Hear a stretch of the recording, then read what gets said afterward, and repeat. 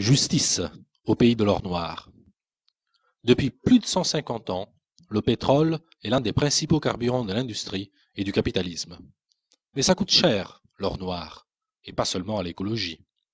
Ça coûte la vie, en Irak, en Libye, en Afrique subsaharienne, où la mainmise des compagnies pétrolières est garantie par les bombes, les massacres et les coups d'État. Ça coûte de l'argent en France, un marché de plus de 50 milliards d'euros, de quoi vous pomper un salaire à moins de 2. Un plein de 40 litres à 1,60 € le litre coûte en ce moment 64 euros. Sur ces 64 euros, 1,30 € tout au plus servent à payer l'extraction. Le transport, c'est 60 centimes. Le raffinage et la distribution représentent au maximum 16% de la somme, soit 10 euros. Ça fait au mieux 12 euros sur 64. Où passe donc le pognon? Le pays d'extraction touche une redevance, mais elle varie suivant ses capacités de négociation et le nombre de bombes qu'il a pris sur la gueule. Ce n'est donc pas ça qui pèse le plus lourd. Le gros de la pompe Afrique revient à l'État français qui prend environ 38 euros, soit 60% du plein d'essence. Or, la ponction de l'État et les coûts du pétrole sont restés quasi stables en pourcentage depuis le début de la nouvelle flambée.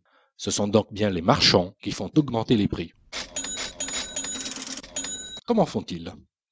Bien sûr, la réalité économique et politique a une influence sur le prix du pétrole. Mais pourquoi la guerre en Libye a-t-elle fait bondir les prix du brut alors que ce pays ne pèse que 2% du marché?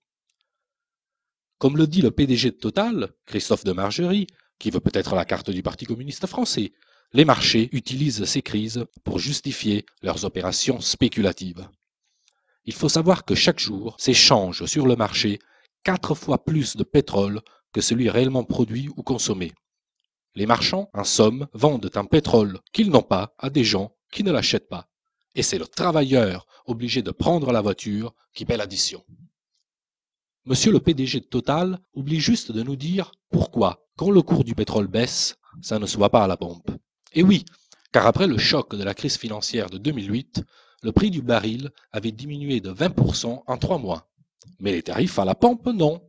Total et les autres pétroliers avaient oublié, faut dire qu'ils sont très distraits, de répercuter à la pompe les baisses du baril de pétrole, tout simplement. Et tous les moyens sont bons pour garder les prix au plus haut.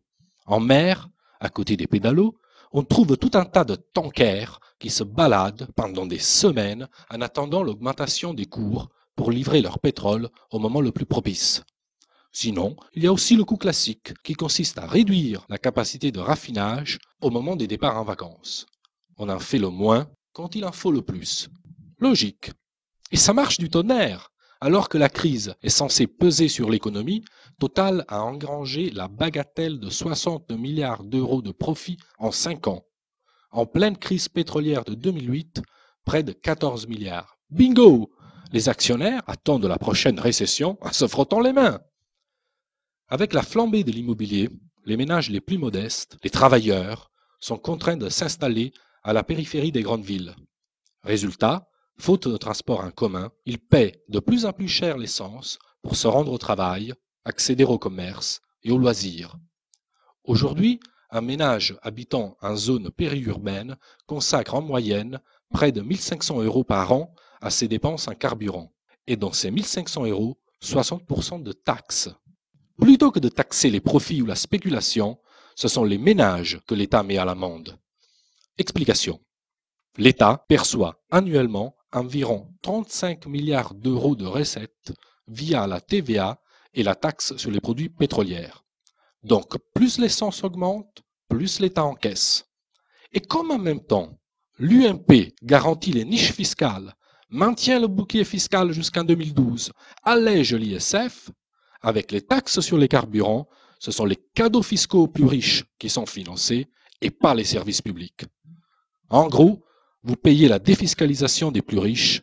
C'est pas beau ça? Raquette des ménages en France, misère des peuples dans les pays du Sud, accaparement de la rente pétrolière par les groupes, les spéculateurs et les dynasties familiales dans les pays producteurs, on voit rouge au pays de l'or noir. Il est pourtant possible de mettre un peu de justice dans ce pays inflammable. Il faudrait déjà fixer des limites Instaurer un prix maximum à la pompe, révisé périodiquement, histoire de freiner les vautours. Il faudrait aussi que l'État donne l'exemple et commence lui-même par lâcher les gens en diminuant de 5% la taxe sur les produits pétroliers. Une fois calmée la douleur, il faudra s'attaquer à la racine du mal en adoptant un plan d'urgence ambitieux pour développer les transports publics. Évidemment, tout cela a un coût, mais à 64 € le plein d'essence, ce n'est pas le pognon qui manque. Les bénéfices du trading spéculatif sur le pétrole sont de plus en plus juteux. Les compagnies pétrolières s'engraissent sur la manne. La justice et le cholestérol commandent de les mettre à contribution. On sait tous que l'impératif écologique nous impose de changer de mode de développement et de réduire notre dépendance aux énergies non renouvelables. On voit bien que la logique marchande et spéculative nous envoie droit dans le mur. Alors, donnons l'exemple par ces mesures de justice. Proposons à nos partenaires de nous suivre en organisant une conférence mondiale sur l'énergie, bien commun de l'humanité.